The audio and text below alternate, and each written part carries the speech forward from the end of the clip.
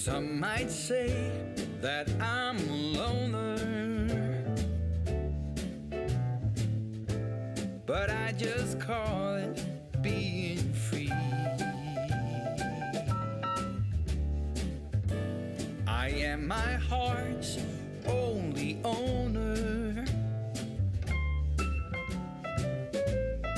or at least I used to be.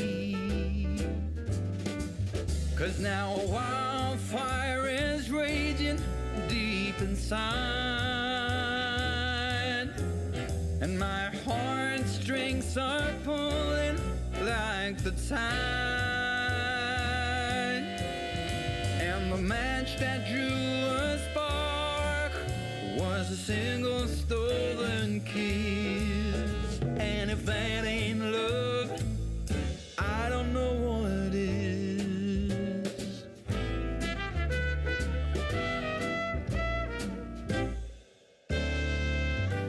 For years I've kept my feelings grounded and gone without, all kept within. By these high walls I've been surrounded, walls to her eyes only paper thin. 'Cause now a wildfire is raging deep inside, and my heartstrings are pulling like the turning of the tide. And the match that drew the spark was a single stolen kiss. And if that ain't love, I don't know what is. If that ain't love, I don't know what is.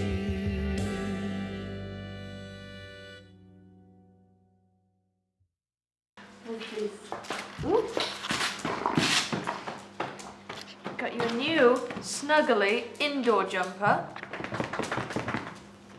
Ready? Now put this on. Ooh. Good boy. Paw. Thank you. And the other paw.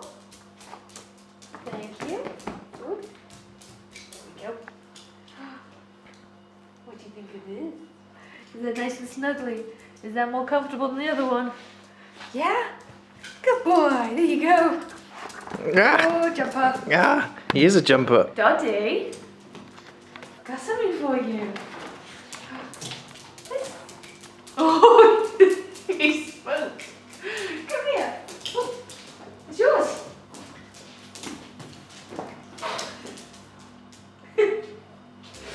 So I'm gonna get you a terrifying present. What you got? Whoop.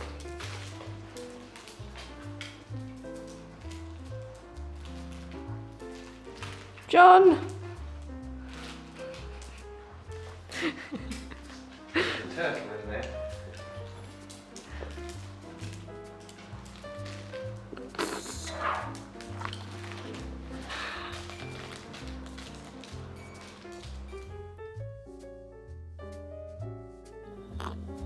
This isn't even my mug. Where is my mug?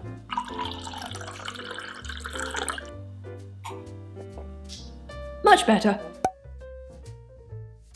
My very first pet, I think like most people's very first pet, was technically speaking not mine. I was not the one who took care of the responsibilities of that animal. I was just the emotional owner of said animal. And that's because I was a toddler. The very first animal that I ever considered to be my pet was a black cat named Mossop. I don't really remember him though, so I'm not sure if it counts. My mum grew up with animals, and so I was born into a house that already had animals in it, and I think I may have just claimed the nearest one that kind of liked me. Also, I spent 2 years as a child thinking I was a cat, so maybe that had something to do with it.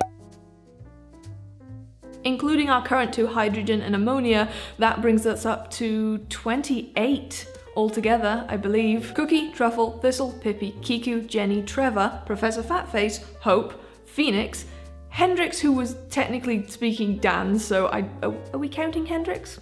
I don't know. TATTY, Kutch, and their 6 babies, that brings us up to 19. Then Einstein, AMYLASE, potassium, iodine, osmium, sulfur, nitrogen, hydrogen, and ammonia. 28. And you can find every single one of them on this channel if you want to go digging that far. If you're trying to hint to another person that their care is cruddy and needs improving, try to encourage them onto a care forum. For example, the hamster forums, the 2 that I love, Hamster Central and Hamster Hideout. You can encourage someone to go onto those by maybe suggesting that, hey, you might like these communities because they all love hamsters and you got something to chat about, you got something to compare. Promote it to them as a fun community that you think they'd love to be a part of, and when they get on there, they will hopefully see how much their care needs improving. I definitely miss having Roborovskis, and I miss having a Chinese hamster as well, because I've only ever had one Chinese hamster, and that was Hope. And since coming back to Cyprus, I've never found another Chinese hamster or another Roborovski, so that's a bummer. If I did ever find one and I had the space for it, I would snatch that hamster up so quickly. Absolutely 100%. If that is what you need to do to get through that loss, that is what you need to do. There are some people in this world who have a horrible, nasty mindset that the way they grieve is the only way to grieve. And if anyone grieves in any other way, they're wrong or they're bad or they didn't care about the situation. And this goes for both animals and humans. Everybody grieves differently. It is a completely individual process. It's an individual journey. And the most important thing is that you do what is right for you, what makes you feel comfortable, and you don't step outside your comfort zone to please other people. You absolutely have to prioritize your own feelings during grief, because otherwise that can really, really mess you up down the road. I've talked about that in the far, far future, way past my YouTube days, we're probably going to get some chickens, maybe some ducks. But I feel when most people ask this question, they're not asking about poultry, they're asking about little birds like lovebirds and parrots and things like that. But no, I have no desire to keep them. I love birds. I can sit and watch bird videos all day long. They make me so happy. They are so pure. They're just not for me. My pets of choice are all mammals, and that is probably the way it will stay. Rodney, you want a wife? You want a wife? Yeah? You know what? She's very pretty. I've seen her. She's lovely. This will be the only time in my life I ever say this sentence, but I love sand. Currently, the only hamsters, and in fact the only rodents we have right now, are hydrogen and ammonia. Nope, not something I'm interested in doing. Also not something that is financially feasible for me. I mean, I live on a tiny island. 99% of my audience does not live here. How would I ship that? How would I send these cages to people? It can't be done. Also, you may have noticed that I never build the same cage twice, and that is because I hate repeating projects. It's boring, there's no challenge there, there's no room for creativity, it's just dull. I do not like making the same thing over and over and over again. And I used to have, years back, I used to have a polymer clay charm shop, and that started off as just making unique little charms and things that I sold, and it did really well. But as it got bigger and as it got more popular, I would get the same orders time and time again. I was just making the same stuff over and over and over again, and it drove me stir crazy. It was so boring, I hated it, and so I quit, and I'm never doing something like that again. I walked away from a successful business that I created for myself purely because I was fed up of making the same stuff over and over and over again. But this is the exact reason why I post the videos of me making those cages online. It's a lot easier for me to not film that process because it makes it take a million times longer. But I know if I post it online, then you guys have access to it for free. And as long as you have your ad blocker off, it's still supporting me. I am still making money from those videos. So it's kind of a win-win situation in that sense. You get the free tutorial, I get to make a little bit of money, everyone's happy.